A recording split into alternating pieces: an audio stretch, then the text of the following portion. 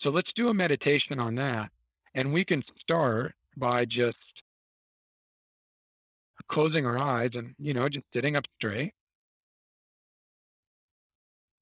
and just touch in on your body for a moment. Feel your body, feel your butt on the seat.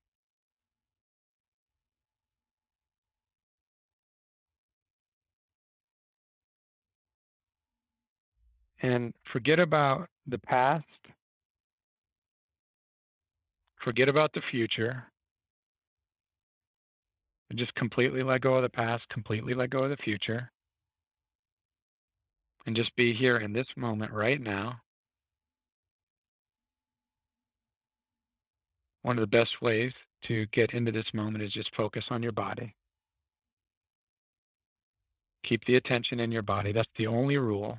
You can scan your body, but just keep your attention in your body for a few minutes.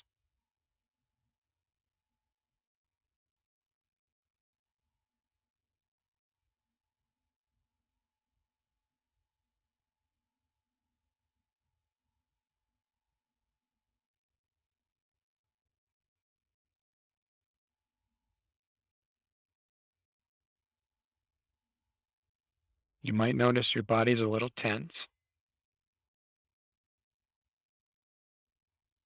Completely let go of all the tension. Let it melt down into the earth.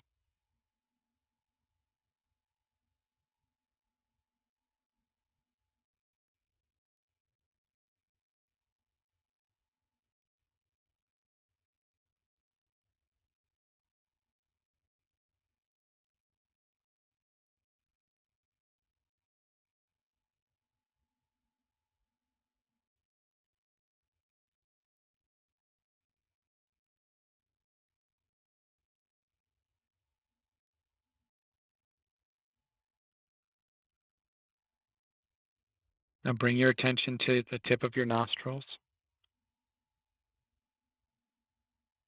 Pay attention to the breath, inhaling and exhaling, and the sensation at the tip of your nostrils.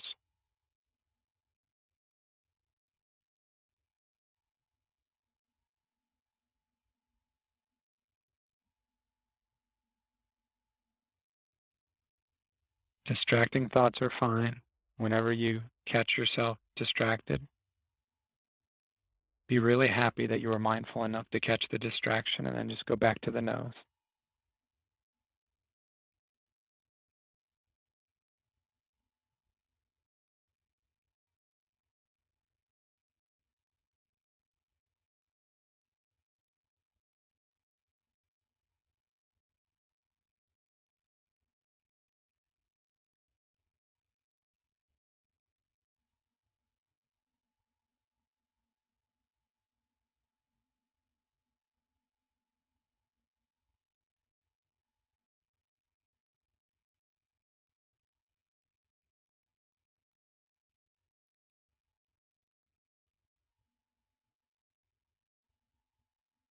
On the out breath, intentionally let go of all the tension in your body.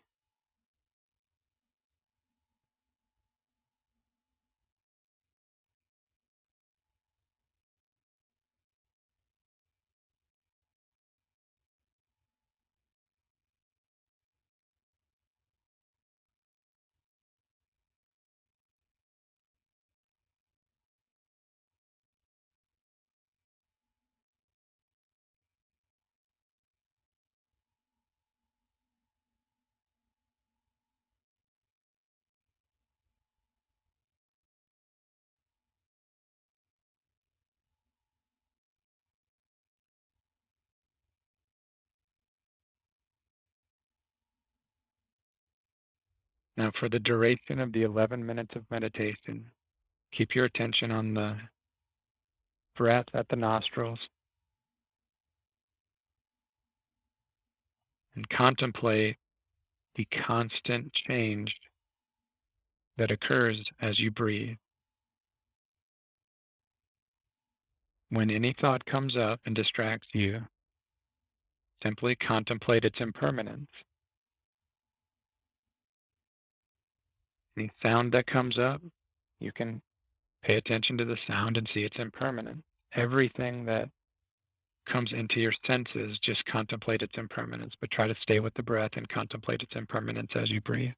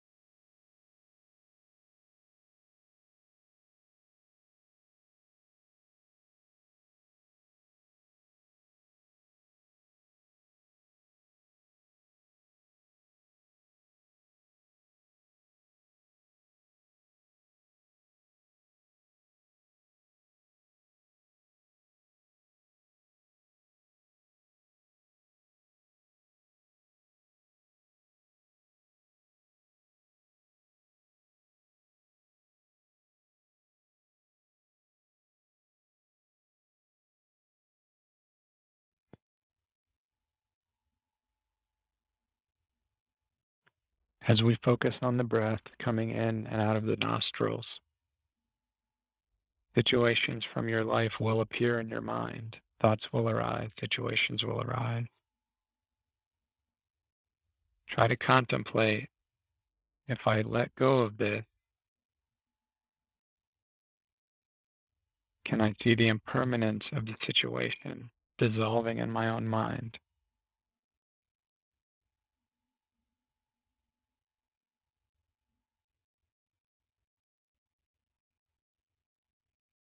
All thoughts, emotions, feelings are impermanent. So as you're watching the breath and thoughts and emotions arise during the meditation, watch them come, watch them be, and then watch them go.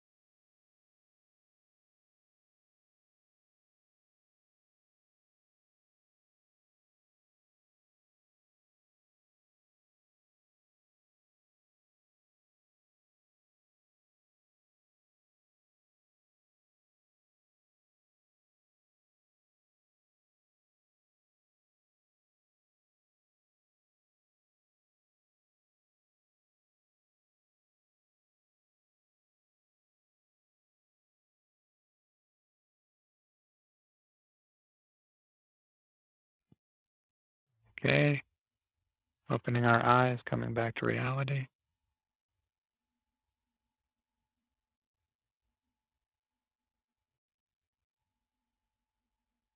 Maybe smile a little bit. Smile at the joy that we all just experienced. I had a bit of an aha moment. Impermanence is strange because it's so powerful. It seems simple, but it's really powerful. My epiphany was anything that we experience is only temporary. It's going to dissolve at some point if you just leave it alone. And so that's one of the ways you guys can use impermanence is as you experience life and situations arise, whether it's good or bad, just try to see that it's a temporary appearance and it's only a matter of time before it dissolves on its own. Does that make sense? In fact, any hangups that we have are kind of like a cell phone. If you plug it in, then it's going to get charged. So that's kind of how our problems exist. We charge them up, we create them. So it's not the outside world that causes the problem, it's our mind. It's how we like some things and then we don't like other things. So we're constantly plugging in the cell phone charger that is our problems. So if we just see the problems and say this is another impermanent thing, it's going to dissolve on its own. I can only win, right? Does that make sense? Any questions about today's teaching? I just wanted to say that sometimes things take decades for them to work out, to find healing, whatever. It's a great point. And they seem like they're going to last forever when they're working themselves out. At least for me. Yeah, thanks for that insight, Kathy. That's really helpful. Anybody else? Any comments or questions about today's session? Everybody's good? Thank you, Jason. This was really nice. Oh, Very helpful. thank you. You guys are really wonderful, and I couldn't practice on a Saturday morning like this without you all. So thank you all I bow to each of you for showing up. Thank you so much. I will, let's do the dedication. So at the end of every positive act that we do, we dedicate it. And it's just another brilliant way to let go of the selfishness. Because, see, there is something called spiritual materialism. You start doing meditation and you start doing maybe generosity or giving to charities, and you start thinking you're great, which is the opposite of what we're trying to do. We're trying to let go of me and think only about the love we have for others. So just make sure when we dedicate it, it's like once you dedicate it, it's no longer are we going to grasp at how great we were by what we did. So, okay, may the supreme jewel, bodhicitta, that has not arisen, arise and grow. And may that which has arisen not diminish, but increase more and more. In the land encircled by snow-white mountains, the source of all happiness and benefit flows in your person. Tenrezig Tenzin Gyatso. Please remain until samsara ends. Just as the Bodhisattva Manjushri attained omniscience and Samantabhadra too, so now do I dedicate these merits to train and follow in their footsteps. As all the victorious Buddhas of the past, present, and future praise dedication as supreme, so now I too dedicate these sources of my merit for all beings to perfect good actions. Well, thank you guys. Really appreciate all of you. Thank you, Jason. That was awesome. Yeah, thank you guys. It was really wonderful. Sorry the meditation was a little short, but I guess we were having really good conversations. So it's all good, right? Yes. Cool. Any other kind of last minute comments and questions before we roll out? I appreciate you and everyone else from the Indiana Buddhist Center. With the questioning and whatnot, I know, like, and I don't mean to disrespect anybody else's faith, but I know, like, being brought up Christian, there was always the idea that you don't question it. And I really appreciate the idea that, we're supposed to analyze these things and question them, and how open everybody is to questions, and clearly not taking it as disrespect. Yeah, when I heard that the Buddha said, do not take what I teach on blind faith, I was like, I'm in. That's the best, because it's like, there was no insecurity, right? So like when you're practicing a faith that there's all this perceived insecurity, like you just do what I say. Don't ask. It's like, what am I sick? So yeah, and I'm not talking about any particular religion, by the way, because I believe that, every religion is equally valuable. It's just that sometimes the people that are in those traditions have misunderstandings about the meaning.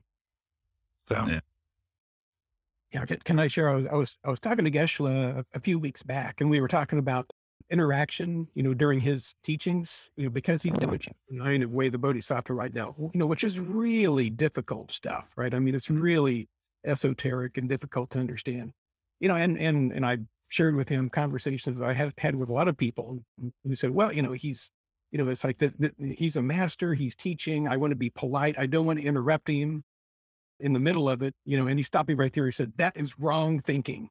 Yeah.